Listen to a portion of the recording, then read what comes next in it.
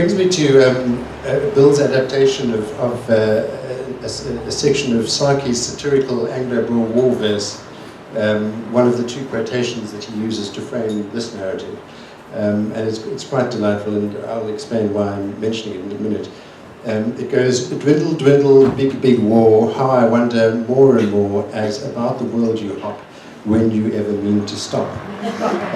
It, for me, hints at two things. The first is the global reach of the conflict that you just mentioned, but also, of course, the enduring interest in the war. You know, now 100 years later, there's this terrific interest. And I notice in the beginning of your suggested reading list, you cite Guardian journalist Simon Jenkins's comment that to date, or up to January this year actually, there were 8,000, no fewer than 8,000 World War titles.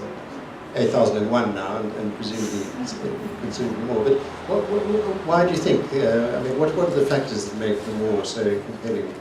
100 years later. 100 years later, I think it's this cataclysmic event which shaped the world we live in today, and I think also it's probably happenstance, but 2014 is a moment which it's not like 1914, but there are a lot of features, nationalisms and extremisms and forces in various parts of the world, not unlike the world of 1914. And the simple thing is that historians like centenary, because it's a bit like, there's a Sainsbury's ad. There's a new Sainsbury's ad about the Christmas truce, which you can look up on YouTube, but it's to sell Sainsbury's chocolate. But I think it's the sort of centenary moment where I think for a lot of people, I mean men in particular, war is somehow history.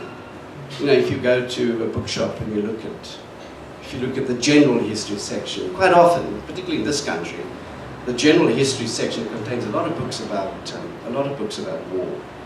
And Samuel Hines, this wonderful American cultural historian, who has this book called The Soldier's Tale, and he interviews a lot of veterans, and a lot of them say they never felt that they were in history or part of history outside of having served in 1418 or 39 or 45.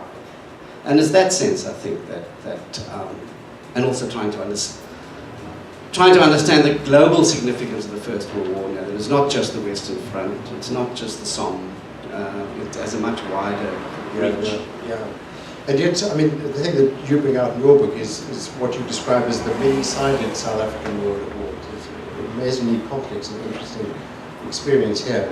One of the most striking impressions I found was the range of illusions, in a way, the resurgent republicanism, which at one point Bill describes, or in fact a particular element of it, he describes as the horsey revival of Republican fantasizing among Boer rebels, spurred on in part by the mystic visions of Sina van Rensburg, but then also the imperial warrior romance of schoolboys at good suburban schools, and then also, I suppose, to some extent, the expectation among leading black and coloured politicians that their support for the war would produce or would secure some kind of meaningful reward. Yes. I think it adds to that great pot of illusions about the First World War. That war is always full of myths and illusions and misperceptions and misconceptions starting before the war. If you think of, let alone this country, if you think of Germany, and I mean, there's a lovely quote from Norman Stone, who has a wonderful short history of the First World War, very pithy and opinionated. And he says the thing about the First World War is that it's one of those rare occasions outside of university in experience where clever people do stupid things.